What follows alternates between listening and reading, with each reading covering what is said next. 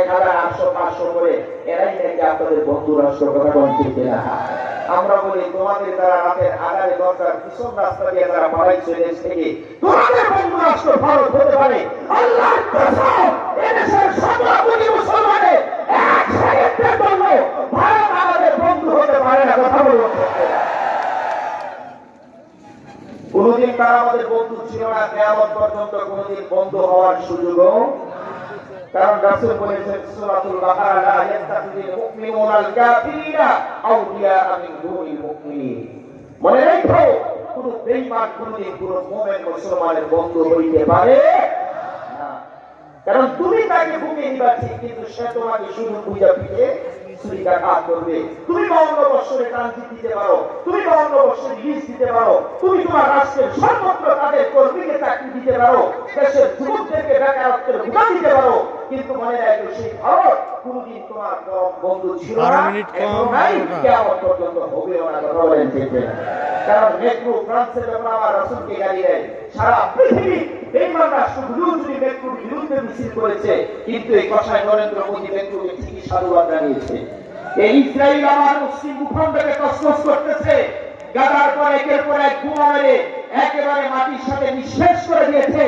যখন সারা পৃথিবীর জাতিসংঘ পর্যন্ত ইসরায়েলের রক্ত পিপাসু নেতানিয়াহুর বিরুদ্ধে যখন আওয়াজ দিয়েছে, তখন ভারতের নরেন্দ্র কসাই মোদী ইসরায়েলকে বন্ধু ভেবে তাদেরকে এই হামলাকে তারা সাপোর্ট করেছে। কথা বলেন ঠিক না? তাইলে কেমনে তোমরা কিভাবে তাদেরকে বন্ধু বানাও? আল্লাহর কসম, এই ভারত কোনদিন আমাদের বাংলাদেশের বন্ধু ছিল না, এখনো নাই, কিয়ামত পর্যন্ত থাকবেও না। কথা বলেন ঠিক না? এটা ঠিক বললেও ঠিক, না বললেও ঠিক। কি বলেন আপনারা? কিন্তু দেখা যায় আজকে আমাদের মুসলমান এই যে চ্যানেল বিভিন্ন জি বাংলা, জি সিনেমা, স্টার জলসা, বাকি নাটক, কিরণমালা, তুমি আসবে বলে বুঝে না, সে বুঝে না, আছে না নাই? এই যে আমাদের মা বোনদেরকে জিজ্ঞান কি করে তারা এই সমস্ত চ্যানেলে 24টা ঘন্টা এই সমস্ত সিরিয়াল দেখে দেখা, ওদের ওই সমস্ত নাটকে মেয়েরা যে স্টাইলের সিরা পরা জামা কাপড় পরে, যে স্টাইলের উলঙ্গ দেহা পরা জামা কাপড় গুলো পরে, আজকে আমাদের এই দেশের বন্ধু রাষ্ট্রের এই সিরিয়াল দেখে দেখা আমাদের যুবতী মেয়েরা আজকে এই ধরনের পোশাক পরিচ্ছদ খরিদ করে তারাও এই ধরনের পোশাক পরিচ্ছদ ব্যবহার করে। কথা ঠিক না? তাইলে সুরতান যদিও আমি মুসলমান, আমার বাবা ছিলেন মুসলমান, দাদা মুসলমান, কিন্তু আজকে হাকিকতার বাস্তবে আমাদের মধ্যে ইসলামের যারা পরিমাণ কোন নাম ইশারা পর্যন্ত নাই। কথা বলেন ঠিক কিনা? তাই আমরা ভাই খাবো না, খাবো না, আমরা ভাই খাবো না, খাবে কে?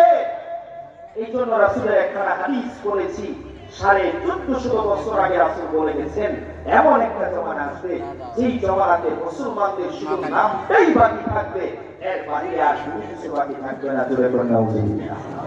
قال النبي صلى الله عليه وسلم